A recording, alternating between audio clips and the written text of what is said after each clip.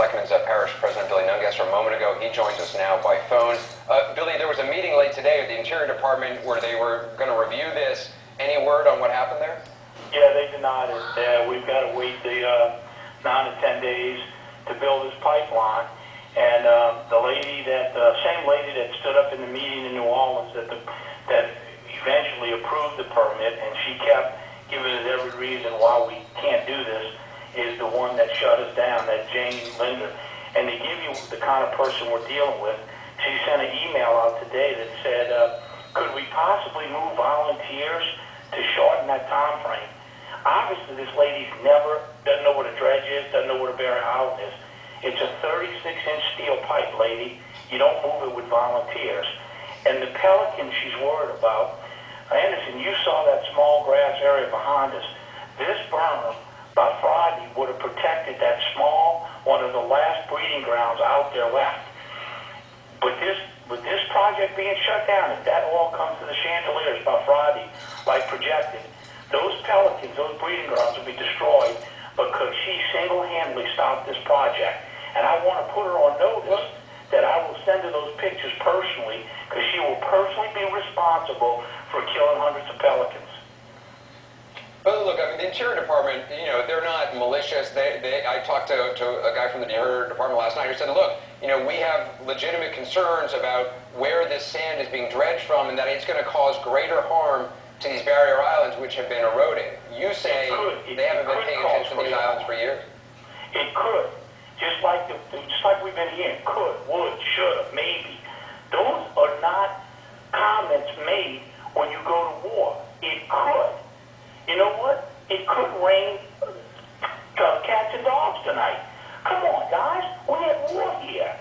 It could. We're going to replace the sand. Let me tell you something, Anderson. I thought about this a little while ago when you talked about the general being replaced. And I don't agree with anybody speaking out that's in the armed forces against our leader and our chief. But I think it's time for the president to take a step back. He's got a bigger problem. Just like the problems we have with the Interior Secretary, with Thad Allen, with everybody, with the administration. The only way anything ever got done was the president coming down himself. Well, if people in the military have those inner thoughts about his administration, the same thoughts all of Louisiana has, he's got a bigger problem than a loose-lip general. He better take a soul search and look at the people surrounding him, because the job ain't getting done here, and it obviously ain't getting done over there. And we got a serious problem in this country, and the President of the United States better address it. Because it's not just somebody like me or him or anybody sounding off at the mouth. It's what we truly feel, that we are getting the runaround, we're not getting the truth half the time, and nobody has the sense of urgency to do anything, whether it be here or obviously overseas. And I'm sure whoever you replace him with may not say that. But if that hero is thinking that, I guarantee you it's widespread in the military. So the president needs to do a little soul searching. I don't want to tell him how to do his job, but he needs to take a step back and say, I got some problems up here in Washington, and I better address them and quit letting bureaucrats stand in the way of defending this country and protecting our wetlands. I'm fed up.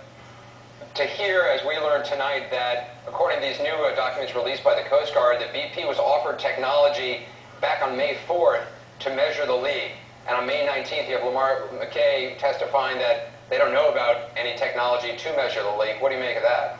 I told you about two products that were brought to me by local scientists here in Louisiana. First of all, I had one, and the guy that started Krispy Kreme donuts. Both of them would have measured every drop. They wasn't even considered. We've been saying that from day one. But you know what? Once again, we find out we were lied to. Just like the disbursements, we're going to keep it on the bottom. Well, now it's coming in underneath the surface. We haven't even re-looked to see if we should quit spraying this stuff and maybe have a fighting chance on top of the water. We just keep letting them spray. This is the biggest debacle in the history. I am so unbelievably upset about this. We fought for months to get this dredge approved. Men and women are working around the clock. Anderson, we put lights on our boats tonight to go out at night and pick up oil. in the bays where you went out with us, because we're tired of losing the battle, and we are getting absolutely shut down, and bureaucrats in Washington, this is unbelievable. This doesn't seem like America.